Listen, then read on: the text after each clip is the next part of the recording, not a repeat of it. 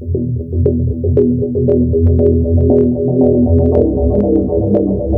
stepped onto the plane with her backpack and ticket in hand, excited for a journey she'd dreamed of for weeks. But within minutes, her joy was stripped away. The stares, the whispered comments, and then the flight attendant's voice, sharp, dismissive, and humiliating. She wasn't just questioned. She was made to feel like she didn't belong, like her very presence in first class was a crime. What no one knew, not the passengers, not even the woman enforcing her authority, was the truth about who her father was. And when it came out, everything changed. It was a bright summer morning, and Jasmine, a 16-year-old high school honor student, was traveling alone for the first time. She had earned this trip. Her father, a successful businessman and retired Marine, had surprised her with first-class tickets as a reward for her hard work. For Jasmine, sitting in first class wasn't about luxury. It was about pride, achievement, and a chance to feel like she belonged in spaces often reserved for the privileged few. The airport bustled with energy, families rushing to gates, announcements echoing overhead. Jasmine moved confidently, ticket in hand, her heart racing with a mixture of nerves and excitement. She'd been raised to believe she could stand tall anywhere.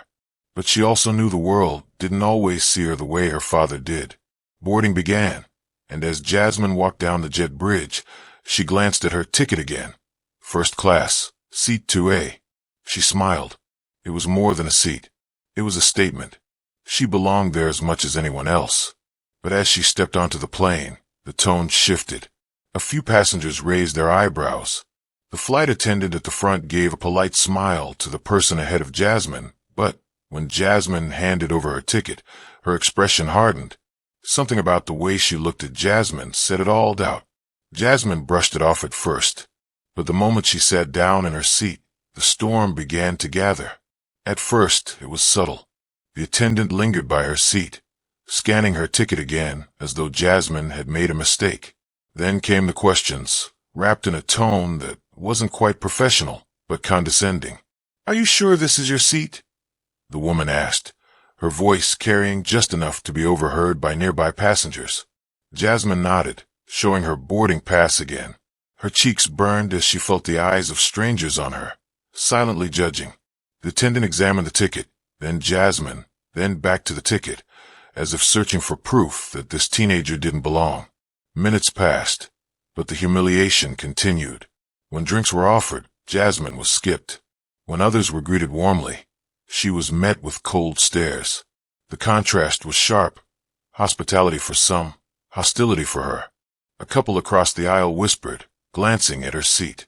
A man behind her leaned forward, muttering that kids like her don't usually sit up here.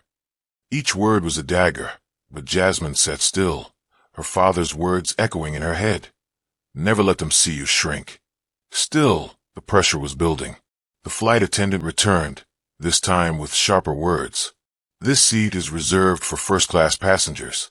If you can't provide proper proof, we'll have to move you to the back." Jasmine's heart pounded. She had already shown her ticket. What more could she do? She clutched her backpack, fighting back tears.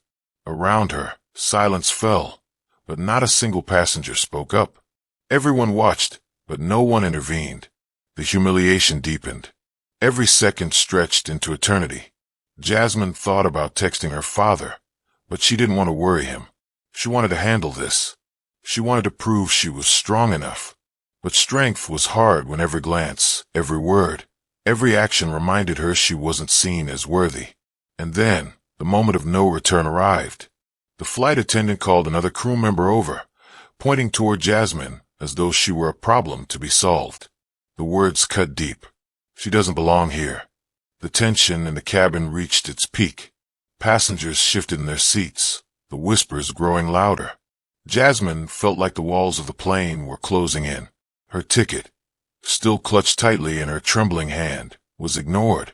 Her dignity, slowly stripped away, was now on full display for everyone to see. The second crew member leaned down, repeating the demand. "You'll need to move to economy. This seat isn't for you." Tears pricked at Jasmine's eyes, but she didn't move. Instead, she sat taller, summoning the courage her father had instilled in her. She calmly said she was in the right seat, refusing to stand. And then, just as the humiliation threatened to consume her, her father appeared. Unbeknownst to Jasmine, her dad had arranged to fly on the same flight, seated a few rows back to surprise her. When he heard the commotion, when he realized it was his daughter being singled out, he rose. His presence was commanding, his military posture undeniable. The cabin went silent as he walked forward. He looked at Jasmine, then at the attendants, and finally at the passengers who had sat in silence. His voice was calm, but it carried authority. "This young woman is my daughter, and she is sitting in the seat I purchased for her. She doesn't need to move, but perhaps you do." Gasps filled the cabin. Whispers turned to stunned silence. And then the revelation landed like a thunderclap. Her father wasn't just a passenger. He was the owner of the airline. The flight attendant's face went pale. The confidence she had wielded so ruthlessly moments earlier evaporated. Passengers sat frozen, their earlier silence now a heavy burden. The second crew member stepped back, muttering apologies. Jasmine's father calmly handed over his credentials, confirming his role. The truth was undeniable. The girl they had tried to humiliate, to strip of dignity, was not only in her rightful place. She was the daughter of the man who signed their paychecks. But he didn't lash out. He didn't yell. Instead, he looked the attendant in the eye and said, "You saw a young black girl and assumed she didn't belong. That's the problem. Not her. Not the seat. You." The weight of his words hung in the air. Jasmine sat quietly, tears finally spilling, but not of shame, of pride. The rest of the flight was silent, the atmosphere heavy with realization. Some passengers avoided eye contact, while others looked at Jasmine with a mix of guilt and admiration. But the damage was done.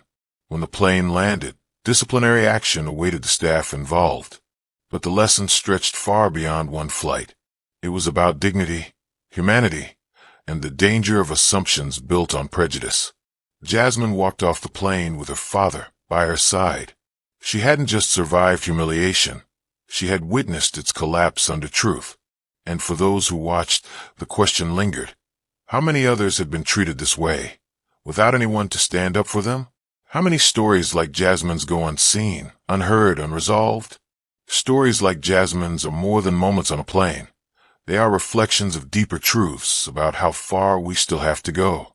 If you believe voices like hers deserve to be heard, take a moment to like this video, share your thoughts in the comments, and subscribe for more powerful stories that shine a light on injustice. Because silence allows these stories to repeat, and together we can break that silence.